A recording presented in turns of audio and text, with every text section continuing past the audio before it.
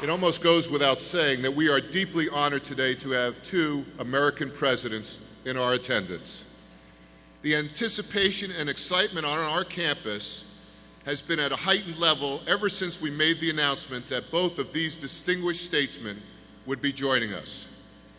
You've already heard their virtues and accomplishments extolled in their formal citations. Without further ado, it is my great pleasure to introduce to you the 41st President of the United States, George Herbert Walker Bush.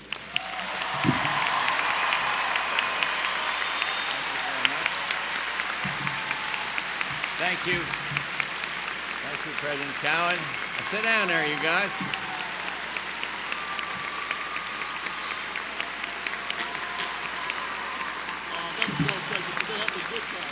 Thank you. Thank you, President Cowen. Thank all of you for that extraordinarily warm welcome. And I want to salute the chairman of the board, Kathy Pearson, sitting over here, and all the other trustees, members of the board, distinguished guests. I know President Clinton feels this way. We're delighted to be sharing these honors with Dr. Gill and Dr. Olden, who previously received their degrees here. And I want to salute the alumni, the students, other extended members of the Tulane family. Casey, she did a wonderful job as class speaker. Where is she? There she is. And all those great musicians, the Dr. White's Jazz Band and Jeff Epstein with that beautiful song. It's been a very special treat to be here. I salute the class of 2006 and all her broke parents sitting up there.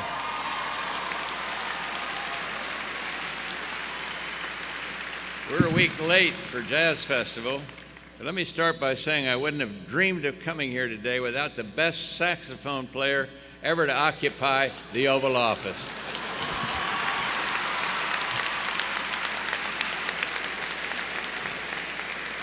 Wait a minute, maybe he was the only saxophone player to occupy.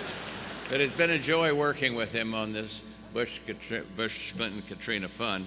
As a Houstonian, let me also start by saying you're welcome for Reggie Bush. I was kind of disappointed when I learned that Reggie was not the first choice of our team in the NFL draft.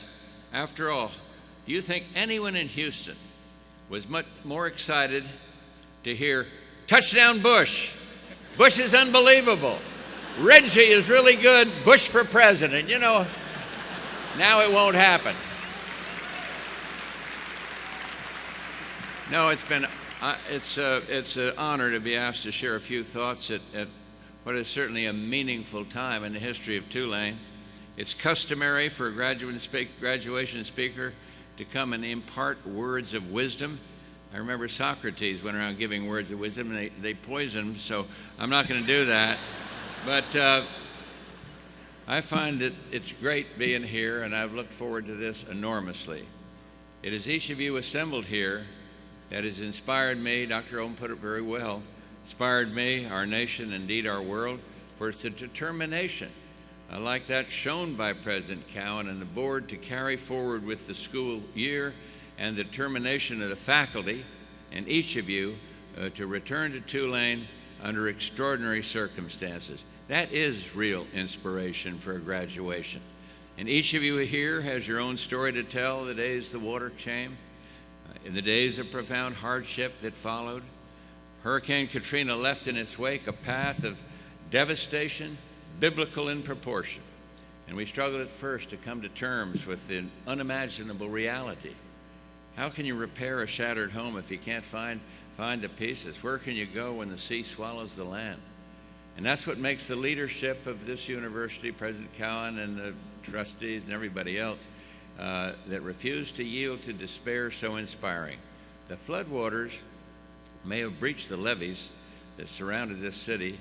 They may have destroyed home after home, block after block, but today we also know they couldn't break the spirit of the people who call this remarkable, improbable city home. The courage of the people in New Orleans is just fantastic.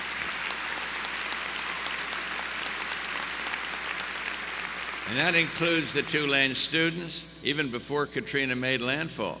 Student volunteers with the Tulane Emergency Medical Service, TEMS, T-E-M-S, okay, you guys, provided care to fellow Tulane students, and then after the storm, TEMS members triaged patients at an improvised Baton Rouge facility, joined in search and rescue efforts in St. Tammany Parish, and delivered drugs and medical supplies to the New Orleans Convention Center. And this selfless scene, in which many of you participated, played out time and again. I saw a quote from Tulane historian, now American historian Doug Brinkley, whose new book details how the men and women from the wildlife and fisheries, the folks who normally give out his quote, folk who normally give out hunting licenses or worry about saving ecosystems, were pulling human beings out of buildings and rescuing them from hospitals. Everywhere President Clinton and I have gone, we hear stories just like that. It's been said that adversity doesn't test your character, it reveals it. And if so, then here in the aftermath of Katrina, the world has seen the essence of the American spirit: courage, compassion, resourcefulness, and determination. I can honestly say that working with my distinguished colleague here to help raise awareness of the reconstruction effort underway throughout the Gulf is one of the most important and rewarding projects I have been involved in. And let's face it, I'm 82, so I've had a lot of rewarding projects out there one way or another, but this is the best. This is the best. Today's graduates, I hope, our working together sends a clear message that there are some things that are more important in politics. You get in politics, the elbows get sharp. He beat me fair and square. But when we come together, it has nothing to do with politics. It has with joining you in being what I call one of 1,000 points of light. Billy Graham once said, "Time is the capital we've been given by God to invest wisely." So the question is, where do we invest it? God calls us to invest our time capital in the very lives of people, not in projects, not in possessions. That's the end of his strong quote. So even as I stand here today to congratulate you all for reaching this achievement in your lives, let me also encourage you to continue investing your time in your fellow man. And that means getting off the sidelines, staking a personal claim in your country or your state or your community. And it doesn't have to be running for office, doesn't have to involve politics, but find a way to be of service to others.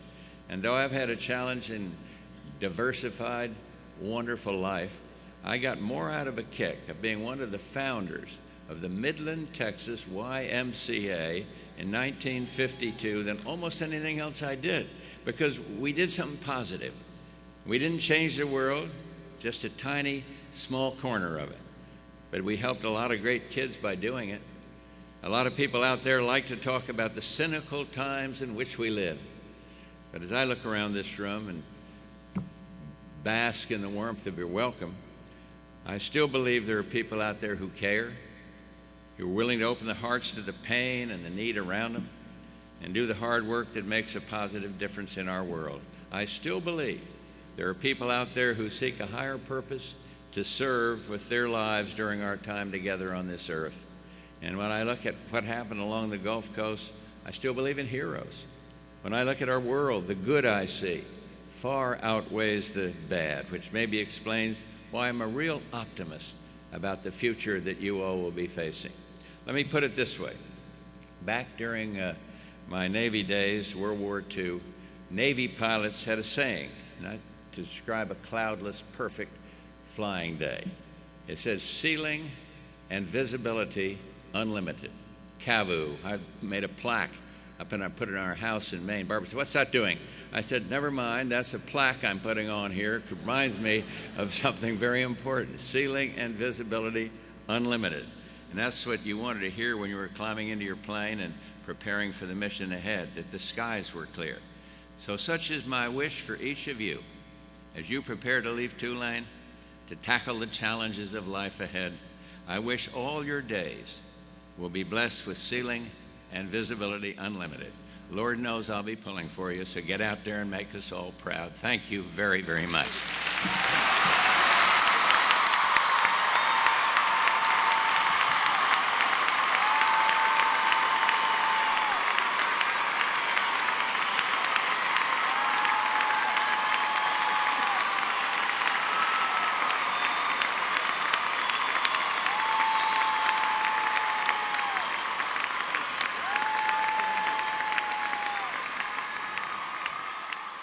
It is now my great pleasure to introduce the 42nd President of the United States, William Jefferson Clinton.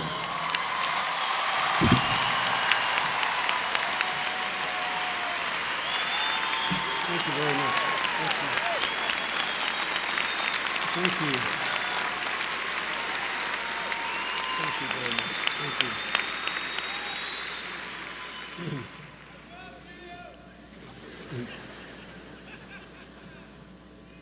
Thank you very much, President Cowen, Board Chair Pearson, members of the faculty, Dr. Olden, Dr. Gill, congratulations. We're honored to be in your presence. To the family and friends in the class of 2006, I thank you for giving my partner here and I the chance to be here today. I would have come just to hear Casey's address. It was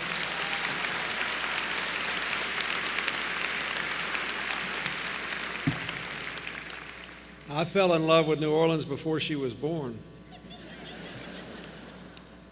And I first came here at 3 to see my mother, who was in nursing school at Charity Hospital. I came at 15 to hear the Dixieland music. And by the way, you know, I do love George Bush, but saying that I am the best saxophone player to ever occupy the White House is kind of like saying I drove the fastest car in one of New York City's traffic jams. I mean, I guess there's a limit to how far this bipartisan compliment can go. But I love you outside the White House and beyond that, so there. You know, we've had a wonderful time together, and I am profoundly grateful to the President for asking his father and me to head up this fund, and it's been an exciting adventure that we couldn't have predicted. It's taken us in directions that we couldn't have known. And as I think of this commencement speech, I know only 3 things about them. The speaker is supposed to say something timely, something timeless, and be brief. I will try to meet the requirements. But if you look at this fund and the chance that all of you have given us to have one of the best experiences of our lives, this is not something either of us could ever have planned. Life doesn't always take you in a predictable direction. But it's important to understand where you start and have some sense of how to get where you want to go. If you look at Katrina and the enormous response it provoked from all around the world, 60,000 contributors just to our little fund, and people not just in America, but lots of countries came and gave us money to help you. It is a positive manifestation of the most important fact of your lives, the interdependence of human beings on this planet. And if you look at the negative aspects of Katrina, the lives lost, the property washed away, the dreams broken, it is also evidence of our interdependence. If you look at the racial and religious composition of the Tulane student body today and compare it to what it was 30 years ago, it is evidence of our growing interdependence. So the timely thing I have to say to you is You live in the most globally interdependent time in human history, and it can be good, bad, or both. Interdependence simply means we can't escape each other. We're all in this boat, whether we like it or not. It is therefore quite clear that the major work of all citizens, but especially those who have good degrees and good potential, is to build the positive and reduce the negative forces of interdependence, to work for security against terror and weapons of mass destruction, the killing of innocents in places like Darfur, or the spread of deadly diseases like avian influenza, and against the dramatic changes in climate which have given us a decade of Katrinas and tsunamis and other events that have cost insurance companies 3 times more than natural disasters in any previous decade in history. You also have to build the positive forces of interdependence. We benefit from trade and travel and information technology and scientific research and music and culture, but half the world's people aren't a part of it. They live on less than $2 a day. And by fighting against extreme poverty and disease and the alleviation of ignorance, to give more people a chance to do what you've done, to sit in places like this all around the world, you make a better life for yourselves and the children I hope you will have. So that's the timely thing and a decision for you to make.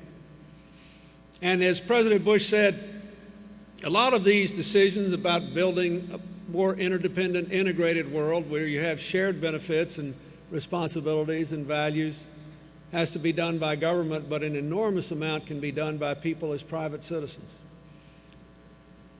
From the time our country was founded, we have believed this. Benjamin Franklin created the first volunteer fire department before the Constitution was ratified. 1 year after Tulane came into business, in 1835, Alexis de Tocqueville wrote in his Democracy in America that Americans had the most unusual propensity for just getting together in communities and working together to solve problems and not waiting for the state to solve it for them. Today, this not-for-profit, non-governmental movement is sweeping the globe. So as you gave 38,000 hours of volunteer service in the wake of Katrina, I ask all of you, whatever you do with your lives, to try to find some space in it, always, to be a private citizen doing public good, trying to build a world of shared benefits, responsibilities, and values. As for the timeless message, I have only 2 bits of advice based on having lived most of my life. I wish you wouldn't laugh. I kind of hate it myself. Although I'm sometimes consoled by the fact that George is a little older than I am, until I realize that he'll still jump out of an airplane and I won't.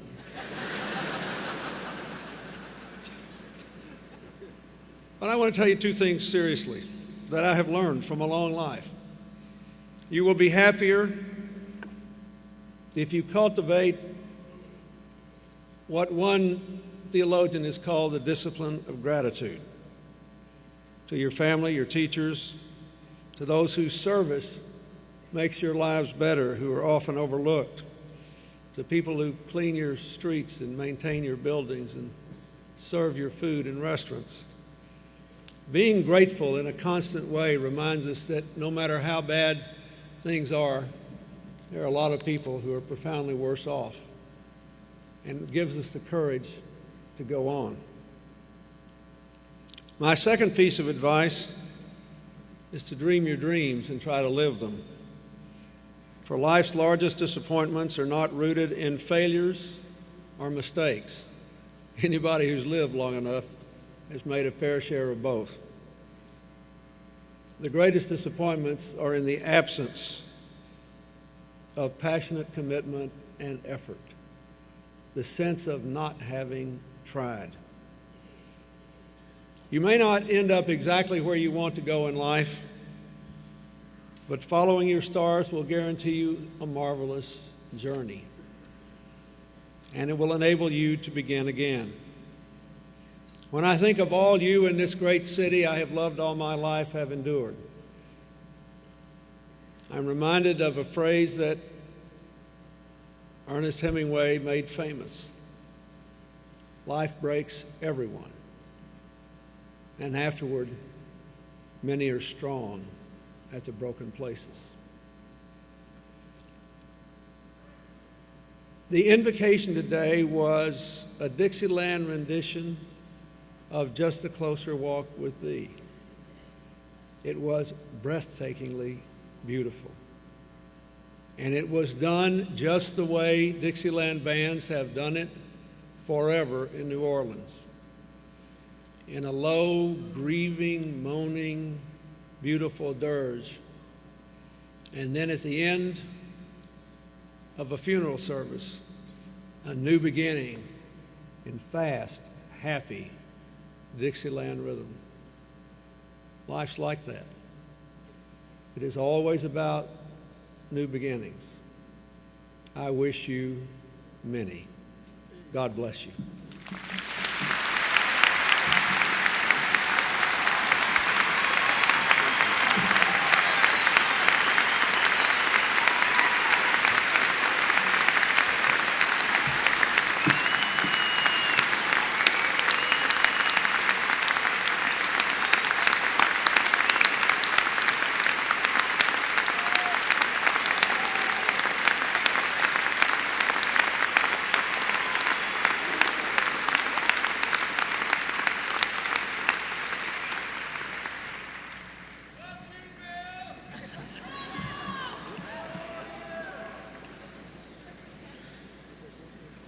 President Clinton, thank you for those thought-provoking and absolutely beautiful, beautiful words. Thank you.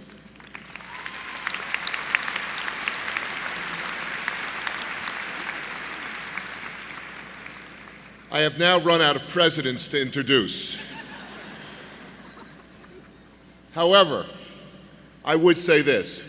As I was listening to both Presidents Bush and Clinton, I was thinking to myself, one of the things that distinguishes the great Tulane University community, especially at this moment in time in history, is the fact that as we are rebuilding Tulane, we are dedicating ourselves to rebuilding New Orleans, the New Orleans that we love and cherish. And what we always look for are role models in life who can pave the way for us, who have done it, who have succeeded, and keep doing it. There are no better role models than the two of you for what you have done in the past, but what you continue to do. You are an inspiration. The both of you are breathtaking. I am so, so pleased to have you here.